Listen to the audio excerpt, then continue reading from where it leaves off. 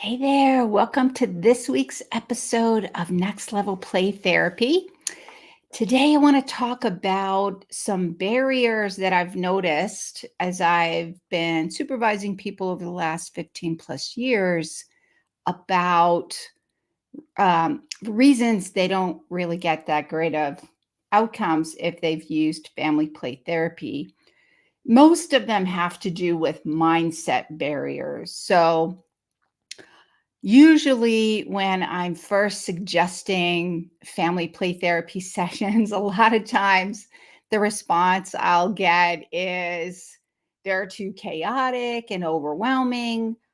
What if somebody has a meltdown in the session? How do I handle that with all those people in there?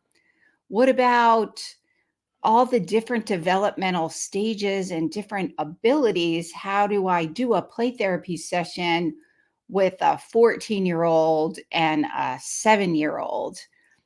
And so a lot of times, the other thing that comes up is the kind of that mindset of play therapy works fine. I don't really need to include family members. I can get just as good of outcomes with individual play therapy without all of the stress and overwhelm of family play therapy sessions. And while that might be true, it's not always true. Like, it's typically true if you're working with more of the high functioning parents and family systems, that there's really good kind of stable attachment relationships, and they may be going through maybe a challenge and they're kind of struggling, and maybe parents are being preventative, so they want to address a situation to make sure their child is okay later on in life. But that's not going to work as well with the higher acuity family systems, the ones that have kind of lower functioning, so to speak, skills and abilities, and relationships aren't as stable and safe. And so, normally, the typical tactic or strategy when providing play therapy is to just meet with parents, do a quick check-in before, after the session, or just kind of email or text in between sessions. And I never recommend doing therapy or having therapeutic conversations via text or email. I just really don't think that's an effective way to go about it for a variety of reasons. Um, and I'm not going to focus on just because I want to make sure to be able to cover what I have to share today. But the thing is, there are several reasons why play therapists tend to shy away from getting more family members in the play therapy room. And I've in previous sessions, I've gone over how to select some ideas and strategies if you want to use family play therapy. I've gone over some reasons why it's effective in other episodes. So if you're interested in this topic, then you definitely want to check out some of those other episodes. If you're watching on Instagram, you can probably find them in my grid. If you are watching from LinkedIn, it's probably easiest to find them on my YouTube channel. If you're watching on YouTube, then you just want to go into the live tab, and you can see all of my previous live streams in there. If you're watching from my Facebook group and you're watching the replay in my Facebook group, just go click the featured section and scroll through all the past episodes. Today, I want to talk about some reasons why play therapists don't tend to use family play therapy, and how that can really keep you from maybe getting the best outcomes for your clients. Because sometimes getting more at least parents and maybe some of the siblings and doing family play therapy sessions is the best way to understand what's going on and helping you to facilitate change for your client and their family system that's going to be an ongoing support for them well after you're no longer working with the child. So I want to dispel some of those mindset barriers about, and so that you can successfully use family play therapy, because these tend to also activate. Um, oh, Sherry said, I'm not getting sound. That's interesting. I actually don't know why that is. Um, are you guys, if you guys are listening, well, this is a good time to say, if you're if you're watching live, I'd love to know who's here. Post your name in the comments, where you're from, what population you're working with. If you are not getting sound, can you post that in the comments? So I'm hoping, so my virtual assistant, hopefully Braille, is working on that now to kind of look and see what's going on with that. I'm not sure. Yeah, Sherry, I'm not sure if it's just, I hope it's not this. Oh, that was the same for me. Bottom left is automatically on mute. Let me check. All right, let me take my notes. You know what? It's not on mute for me, which is weird because Amy, bottom right symbol, it's not on mute for me. That's so weird. Mute. I'm not sure. Let's see. You know what's interesting? I am not sure what to do. Bottom right symbol, just me. Sherry, you can't hear me at all? Let me see. What are the, so I'm just going to play around with the turn off. No, it is mute for each participant by default.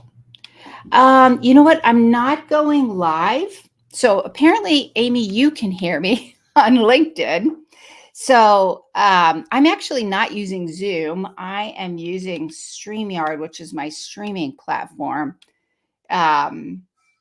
So I'm not sure. It might just be on Instagram. I'm just gonna proceed because it sounds like Amy on LinkedIn, you can hear me. So anyways, technical difficulties this morning and just kind of going on the fly. Welcome, Jasmine, on Instagram. I'm just kind of checking to see if there are any technical issues going on. So if you guys can hear me on Instagram, I would love to know if you can hear me. It sounds like on Instagram or LinkedIn, you can hear me on LinkedIn. So I am going to go ahead and proceed. So I would love to know who's here. Post your name in the comment. Oh, great. Thanks, Sherry. All right. Technical difficulties averted. Thank you for your patience. All righty. So let me put my notes back here so I can remember everything I want to cover today. All righty. All right. So today I want to talk about what are some mindset barriers that will keep you from successfully being able to use family play therapy with your clients. And honestly, a lot of these mindset barriers, it's been my experience, will activate your imposter syndrome. And then once your imposter syndrome gets activated, then it is really hard to show up in your most effective way. So it's real. And I've talked about imposter syndrome in previous episodes as well, and how you can tell if your imposter syndrome is activated. So definitely want to check out some of those previous live stream episodes. So welcome, Amy. Amy says, I'm a drama therapist. Oh my gosh, you can definitely use family play therapy strategies with drama. So many good ways to use that. I worked with adolescents in a couple of residential programs, and in one of them, we used family play. A little bit of drama therapy with them. So powerful. So let me go ahead and get started. Again, if you're watching live, I would love to see who's here. Post your name in the comments, where you're from, what population you work with. What are your questions around family play therapy? The only thing that I would ask is that you not ask questions about specific clients, just because it is a public format and we want to maintain privacy. But if you have some more general questions or comments, feel free to add to the conversation. That's one of the benefits of doing this live. If you're interested, just so you know, at the end, I'm going to go over a training that I have coming up. It is a live webinar. It's called Attachment Focused Family Play Therapy. If you're interested in learning an attachment focused model for using family play therapy, then you'll definitely want to stick around at the end. I'll also talk a little bit about my book, Attachment Focused Family Play Therapy. This one is my book is specifically focused on working with children and adolescents who've experienced trauma. I use this model pretty much all the time, regardless of what the presenting issue is.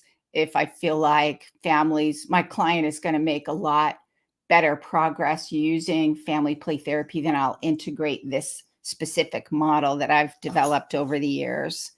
So I'll go over that a little bit at the end too, if you're interested. And at the end, we'll post some links. So just so you know, my dogs have entered the room. And if you hear strange moaning and rolling around, which Luna is currently doing, that's my dog Luna.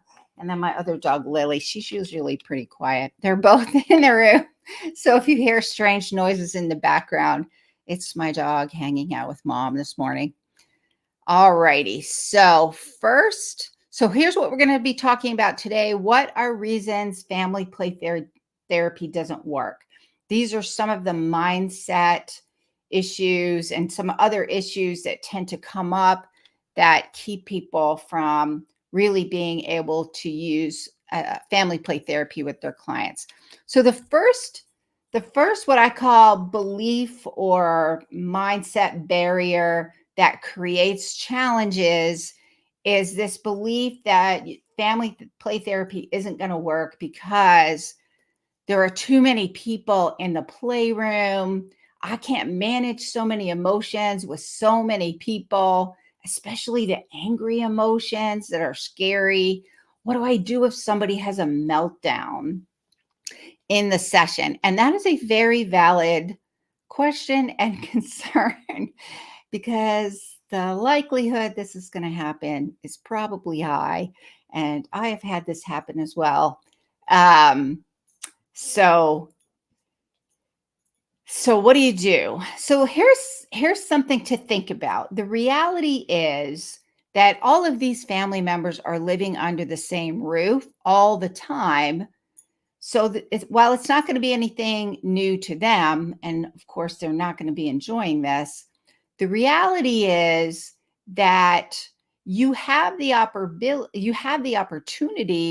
to witness it in real time. You have the opportunity to see what's really going on in the session, how different family members accommodate that. You can really get a really good sense of the patterns that get activated within the family system that might be contributing factors for the emotional meltdowns and not being able to regulate regulate their emotions. And keep in mind, children are learning how to regulate emotions.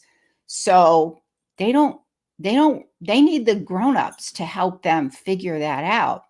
And you have the opportunity to help parents learn to use the skills, like parenting skills, co-regulation skills.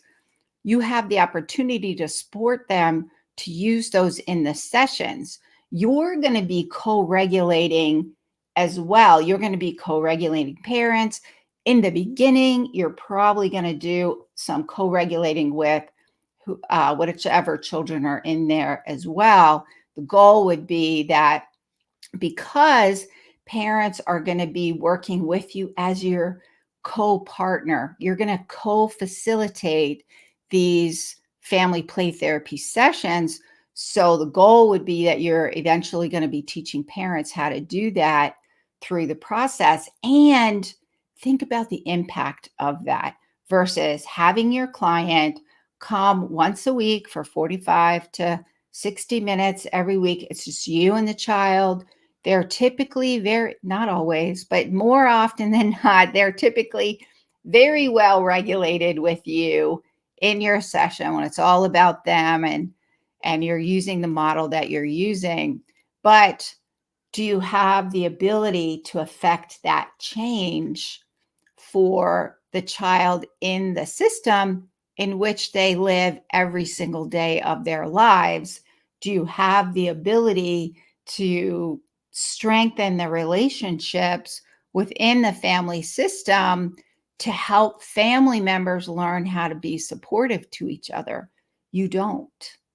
Plus, family members they don't know how to identify clinical issues. So when they ask you how things are going, they're going to tell you what they know. They're going to tell you what they feel safe to tell you because they worry about being judged. Not that you will, but they're going to worry about that. If you have built that trust with parents and you're able to get them in the sessions with you, with the child, and even siblings or family members in there, then you have the ability to see what's going on, and you're not in there by yourself. You have parents in there helping you to manage all of these relationships, and you have the ability to see what's going on with that and strengthen those relationships. So yes, there will be a lot of people in there. There may be a lot of emotions. They may even be angry emotions, but you'll see who's withdrawn. You'll see who steps back. You'll see how parents manage all of those relationships and where they need your help.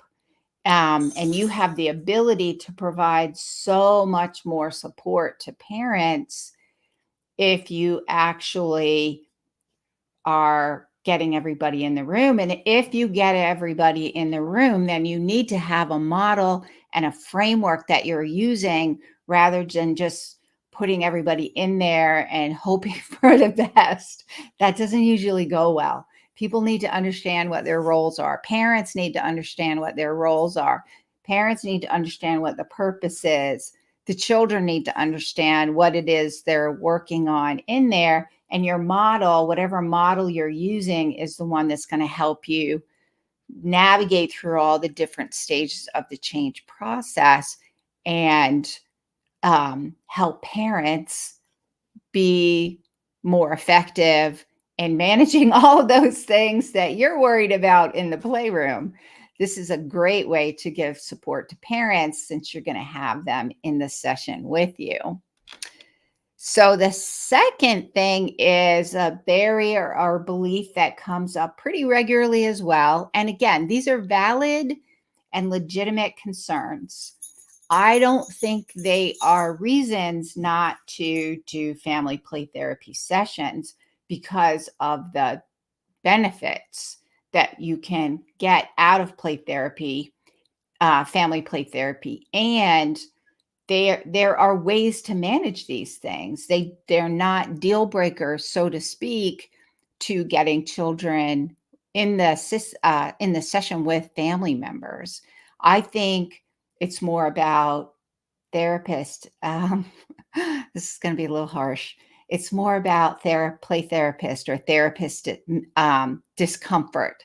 Like, I don't feel comfortable doing this, and therefore I don't want to do it, which is valid as well. You want to make sure that you're competent in what you're doing. That takes training and experience, learning how to do it. So the barrier belief that comes up, the second one that comes up is, how do I accommodate all of these different developmental stages and abilities of family members in the playroom? And that, does that feel ethical if I get all these different ages and developmental capabilities in there? For example, what if I have a 15-year-old and a 10-year-old and a 6-year-old? The developmental differences between a 6-year-old and a 15-year-old, between a 6-year-old and a 10-year-old, are pretty significant. So how do you manage all of that in the play therapy session? And the reality is, the family members know how to accommodate all of these because this is their daily living. They know how to navigate all of these different developmental stages and abilities. So when you get everyone in the family play therapy session, you have the ability to see how that works. You have the ability to observe how family members are navigating all of these differences, and you can observe it in real time. Again, it's not going to be based on self-report by clients who may or may not know. Plus, I mean, how many of us can really thoroughly and objectively articulate something that we're emotionally embroiled in? Like, we don't have the objectivity to see it like a trained professional would be able to see it, which, for the record, can create a lot of shame and anxiety for parents if they, because that's typically one of the concerns that they have, which just totally makes sense when you think about it. So again, this is where you have to really make sure you're supporting parents and you've got that trust relationship with them, so they know that they're partnering with you and you're not in there like the big judgmental eye in the sky, scrutinizing all of their terrible skills, right? That's what they worry about. Not that you're doing that, but that's what they worry about. So when you get family members in the session, you have the ability to see what's going on and to get a better idea of how to facilitate the change process, like what interventions, what strategies, how you need to support parents, what skills they need to learn in order to create some shifts in the family system that's going to support your client. I can't tell you how many times, especially in the beginning when I was really starting to use family play therapy more often, and way back in the day, I remember thinking, because I would have families where there would be like infants and toddlers and 10-year-olds. Maybe there were like 6 children because it was a blended family, and there'd be stepmom or stepdad and mom or dad.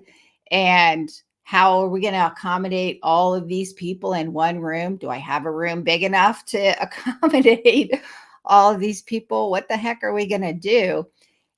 Or family systems where maybe there were 2 children and one of them was maybe a teenager and the other one was like kindergarten. And then how do you accommodate those differences? I can't tell you how many times I have seen family members do just fine.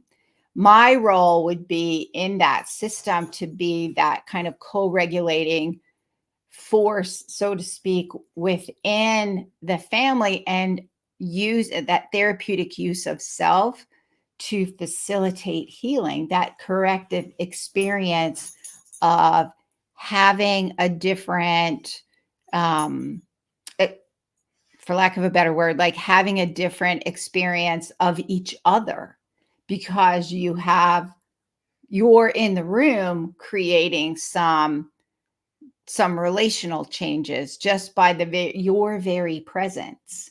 How healing that can be, that you can facilitate that. And the thing is, what you're going to, so it gives you really good information about how family members navigate all of these differences, and gives you really good information about where their strengths are, where they may need more support, what tends to activate some of the problematic issues going on that is bringing your client to the therapy process to begin with. You have the ability to observe how they're navigating that. And then you're going to partner with parents and kind of collaborate with parents and family members along the way about, hey, what do we want to work on? And then I can't tell you how many times, a lot of times in my parent coaching sessions with them, based on the model that I use, the attachment focused family play therapy model that I created, has a component where I just meet with parents at least once a month. And then we're kind of co um, co-facilitating and coming up with strategies. I'm building that trust with them, and they're understanding their role, and they really do become invested. So sometimes that takes longer than other times. Sometimes it takes a minute for parents to feel comfortable. And when you can help them make that shift, you notice a big difference about their ability to facilitate change within their family, and to be that therapeutic agent of change for your client as well as for the other children in the family system. So we're collaborating with them, and we're not doing it by ourselves, so to speak. I mean, we're still the therapist. We still have that professional role of, I call it like leadership. So we still have that role. And because we're collaborating with parents, then it's not just you doing everything by yourself. And I've found that to be a very effective strategy. So that's a big component in my attachment focused family play therapy model. And what does that look like at every stage of the change process? What are you working on? What's your role? What's parents' role? Because it's going to shift as you go through that healing process. So the third kind of mindset or belief, mindset barrier or kind of belief that creates problems is, and this is more of a kind of a situation rather than a belief, but it does kind of become a belief as well, which is, I don't really know how to think systemically. I was never trained to think systemically. This is I believe, a big gap in training for therapists who are working with children and adolescents. Is most of the training that we get is focused on the individual. It's focused on the individual child. There's not a lot of focus on how do you work with family systems? How do you even get parent and child, even, that dyad of the family system? How are you working with that dyad? There are a few more play therapy models that focused on the parent-child dyad, like theraplay and filial or child-parent relationship therapy, and these are good models.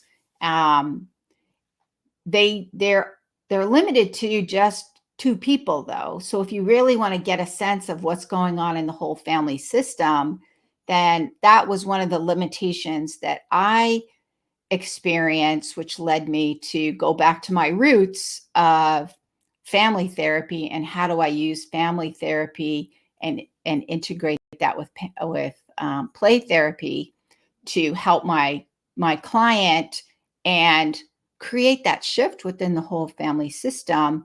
And that's going to last a lifetime, right? They're going to be with your clients are going to be with their family members. Hopefully, that's the goal, right?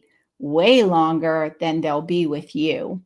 And so, really understanding some of those foundational shifts that need to happen are moving from probably the predominant way that you've been trained from using an individual lens, individual counseling lens, to thinking more systemically, child and family system. Um, Back in graduate school, I learned Bowen family system. Oh, it was my favorite. I was like so hooked on Bowen family system, and my field experience where my last year of graduate school, they used only Bowen family systems. So you get a good understanding to look even generationally. And that's, you can look at patterns generationally based on, whatever family systems model you're looking at, or whatever, like from an attachment focused family play therapy model, we're looking at attachment, we're looking at neuroscience, and we're thinking family systems. So it's kind of integrating all of those in there to get a sense of what's going on and how do you facilitate the change process. The thing is, I've found, like, you can make some progress. I've had clients over the years where I just used individual counseling and I used a specific model in order to facilitate that. What I found, though, is that predominantly is really most effective with the higher functioning family systems, like where the relationships are pretty stable. To be honest, though, even those family systems, when I started integrating parents more into the process, I found the change that we were able to accomplish that much faster. And then parents had the skills, they felt better because they had some new skills they could use. So the thing is, with some of the lower functioning or higher acuity, these are the family systems that have attachment history issues, probably some trauma histories in the family system, maybe generational patterns of poverty or addiction in the family history that create some barriers. So using family play therapy, really shifting your lens from more of an individual focus to a systems lens and an attachment lens, is going to give you more of a framework to facilitate more change within the system, because children can't be the therapeutic agents of change for themselves. They can't facilitate the change that's often needed by themselves. And so if you're able to integrate parents in, and even the family system, then you have the opportunity to facilitate a lot deeper healing for not only your client, but also for the family system. And now you have helped to facilitate relationships that children are going to have through the lifetime for support. And so that's going to make a huge difference for children, because when you're not around, who are they going to have for support? And being able to provide that support is going to be really important for them, to sustain their growth, because life is challenging for all of us sometimes, right? Being able to help them establish some of those healthy relationships with family members where they can use that support long after you're not involved, is, to me, a really important goal I typically have when I'm working with family systems. What do you need so that you don't need to come anymore? And what do you need that's going to help you develop the resiliency that's going to be important when you're dealing with life's challenges? So, depending on your play therapy model, you're going to include parents or family members different ways. Your play therapy model is going to guide you through that change process and what you're going to be doing in each stage of the change process. So, that is it for today. Let me do a quick recap for what we talked about today. So the first one is too many people in the playroom, too many emotions. How do I manage all of that? What if somebody gets mad? How do I manage meltdowns in a family play therapy model? And trust me, the likelihood it's going to happen is probably high. So I don't want to say this isn't a valid concern. It is. The thing is, you want to learn ways to manage that and not let it be a barrier to using a really effective model to help your clients create some shifts. So it's important to make sure you do get good training in order to know how to apply your family play therapy model through all the stages of the change process, and how your play therapy model would say, how do you manage different things that come up in the playroom? That's going to be based on whatever play therapy model that you're using. So the second one is a barrier or belief that causes people not to not want to use family play therapy, which is, how do I accommodate all of these different developmental stages and abilities? So while it can feel a little overwhelming if you don't really know how to do that, the reality is, if we're using play therapy, you get all those siblings in there. They all love to play. The likelihood you can get siblings playing with each other is pretty high. Sometimes it takes a little time to create that safety so that everybody will engage. And then when you have them all in there, you see how the family system accommodates all of those different developmental stages and different capabilities, because they will. They live with each other every single day. They adjust to all of these differences every single day. When you get them in the playroom, then you can see how they adjust. You can see where the strengths are. You can see where they need more help and more support. And then, using whatever play therapy model you're using, then you go about the process of change.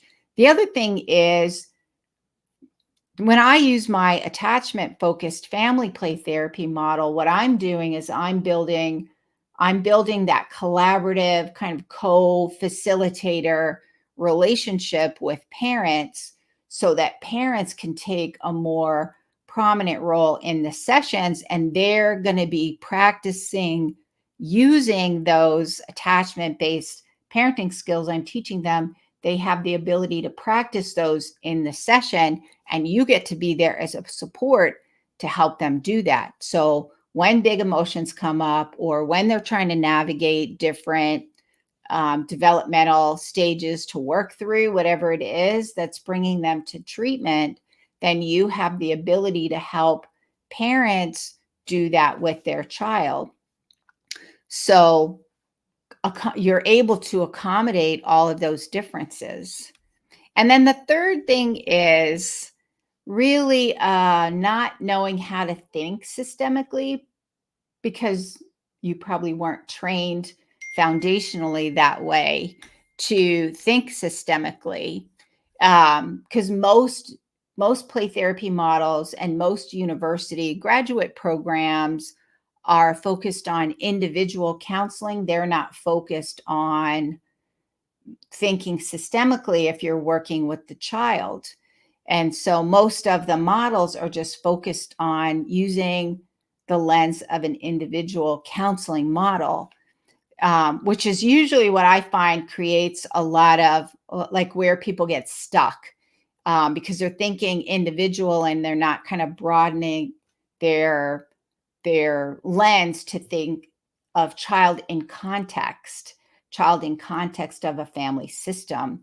And then how do we help the child use the support of that family system? We're looking at the relationship patterns that are going on. We're looking at how parents are navigating the different challenges that come up and providing more support for their parenting skills to get more effective outcomes for their child.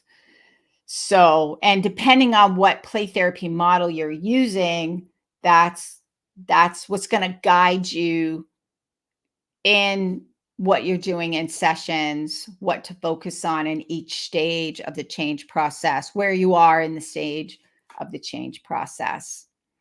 So that is it for today. I did want to tell you, if you're interested, I do have a live webinar coming up that's going to teach you kind of the foundational principles of attachment-focused family play therapy. That's the family play therapy model that I developed. You're welcome, Sherry.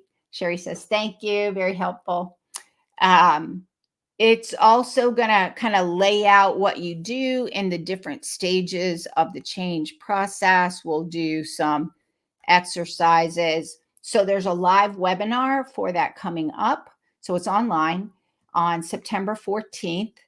If you're interested, then there's a link in the comments, or you can pop over to my website at rhplaytherapytraining.com. Go to the courses page. So rhplaytherapytraining.com/courses. That's Renewing Hearts Play Therapy Training. When you get to the website, click on the courses page, you'll see it there. If you're not available, or maybe the time, maybe you're outside the US and it's a little challenging to participate, or maybe you're not available, there is going to be a recording. So if you prefer, you can register for the recorded version of the training. That training it'll probably drop into your account. Once you register, you go ahead and register now. And then once the training is over, we'll fix up the video a little bit for you. And then we'll drop that into your account. So you can purchase the live webinar version if you would like. So also, those of you who are listening on the podcast, and this episode comes out a little probably after the live webinar version has ended, you can still purchase the recorded version of the webinar and still get the training if you're interested. Also, if you're interested, I do have my book, Attachment Focused Family Play Therapy. Maybe you'd rather have the book. Maybe you'd rather do both. It's called Attachment Focused Family Play Therapy, an intervention for children and adolescents after trauma. You can buy it wherever you buy books. We'll put a link to the publisher's website. Routledge is the publisher. You can also get it on Amazon, wherever you buy books. So that is it for today, and I will see you next time. Bye for now.